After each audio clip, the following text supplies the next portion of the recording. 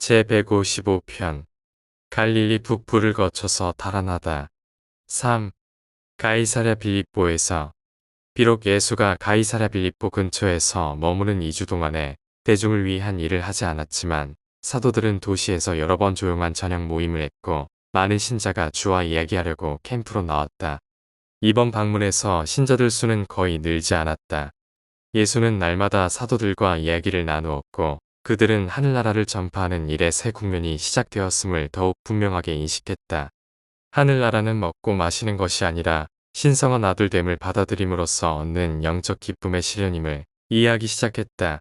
가이사랴 빌립보에서의 체류는 11사도에게 진정한 시험이었다. 견디기 어려운 2주였다.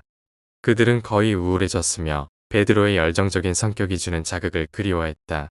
이 시기에 예수를 믿고 나가서 그를 따르는 것은 참으로 크고 벅찬 모험이었다.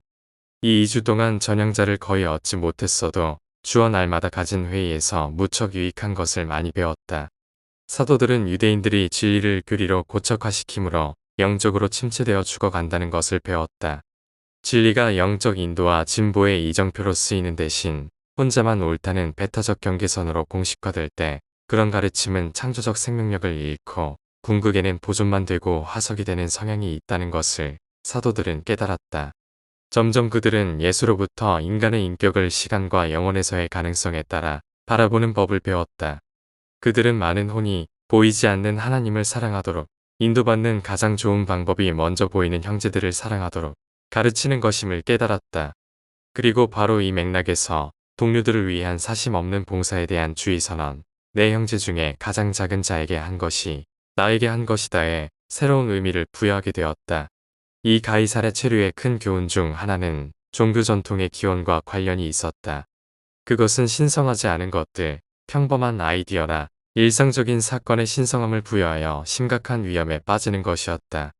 그들은 한 회의에서 진정한 종교는 인간이 자신의 가장 높고 진실한 신념에 대해 마음을 다해 충성하는 것임을 배우게 되었다. 예수는 신자들에게 경고하기를 만약 그들의 종교적 갈망이 물질적인 것에만 한정된다면 증가하는 자연과학은 사물의 초자연적 기원이라고 생각되는 것을 점진적으로 대체해 궁극의 하나님을 믿는 믿음을 빼앗을 것이라고 했다. 그러나 만약 그들의 종교가 영적이라면 물리학의 발전이 결코 그들의 영원한 진리와 신성한 가치에 대한 믿음을 방해할 수 없다고 했다. 종교가 온전히 영적 동기를 가질 때 모든 삶을 더 가치 있게 만들며 높은 목적으로 채우고 초월적 가치로 존엄성을 부여하며 훌륭한 동기로 영감을 주고 그 과정에서 인간의 혼은 숭고하고 지속적인 희망으로 위로받는다는 것을 배웠다. 참된 종교는 존재의 부담을 덜어주기 위해 고안된 것이다. 그것은 일상생활과 이타적 봉사를 위한 믿음과 용기를 제공한다. 믿음은 영적 생명력과 의로운 열매를 맺도록 장려한다. 예수는 반복해서 사도들에게 어떤 문명도 종교 자체의 최고성을 이루면 오래 지속될 수 없다고 가르쳤다. 또한 그는 종교적 체험 대신 종교적 상징과 의식을 받아들이는 것에 큰 위험을 지치지 않고 경고했다. 그의 모든 땅의 삶은 종교의 얼어붙은 형태들을 녹여서 깨달은 아들됨의 자유로운 삶으로 바꾸는 사명에 일관되게 헌신했다.